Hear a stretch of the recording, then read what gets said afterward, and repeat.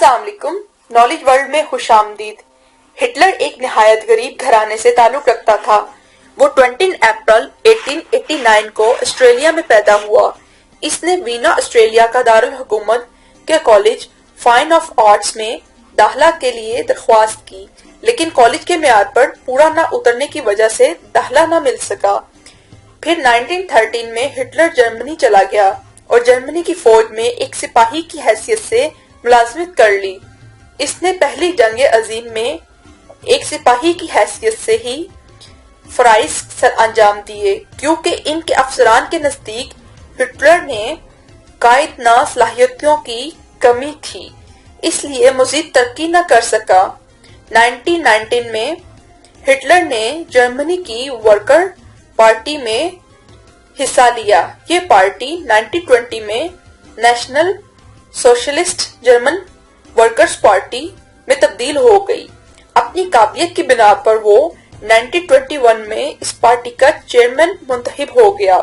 फिर आहिस्ता आहिस्ता ये पार्टी मजबूत होती गई और 1930 में जर्मनी की दूसरी पार्टी बन गई। फिर 1933 के इलेक्शंस में नाजी पार्टी अक्सरियत हासिल तो ना कर सकी, लेकिन सबसे बड़ी पार्टी होने के नाते सदर ने हिटलर को हुकूमत तश्कील देने की दावत दी और हिटलर मुल्क के आला तरीन ओहद तक रसाई हासिल कर गया।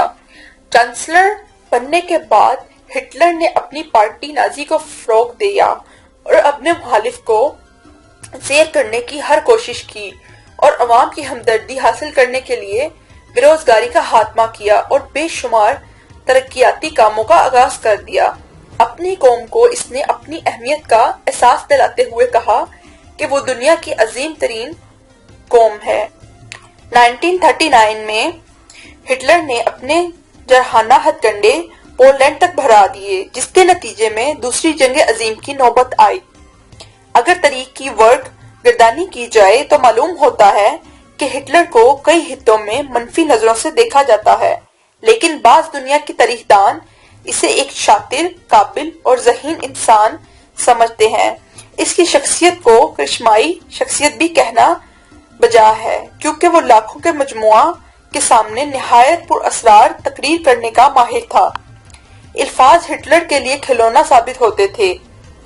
हिटलर की मकबूलियत की बुनियाद इसकी पार्टी का मंशूर और इसके नजरियात थे, और फिर आगे चलकर इन्हीं नजरियात की बुनियाद पर जर्मनी के दो टुकड़े हुए और फिर हिटलर का दुनिया के बदतरीन लोगों में शुमार हुआ। आज भी जिस तरह मुसलमानों पर यजीद का नाम एक लानत और गाली समझा जाता है, मगरिबी अक़वाम में हिटलर को भी इसी तरह शदीद नफरत की निगाह से देखा जाता है। जर्मनी की कौम आज भी अपने अजदाद की गलती पर नादिम है और अक़वाम आलिम के सामने तलबगार मायनी बनी हुई है। यहूदियों का कहना है कि हिटलर ने जर्मनी और पोलैंड में तकरीबन 60 लाख यहूदियों का खून किया और इसी नस्ल कशी को यहूदी होलोकॉस्ट के नाम से याद करते हैं।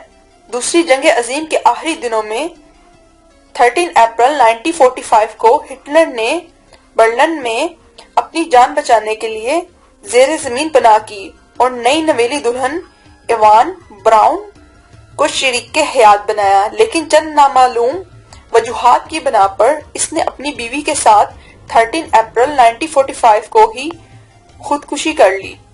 वीडियो पसंद आने की सूरत में चैनल को सब्सक्राइब करें और अपने फ्रेंड्स के साथ ज्यादा से ज्यादा शेयर करें। शुक्रिया।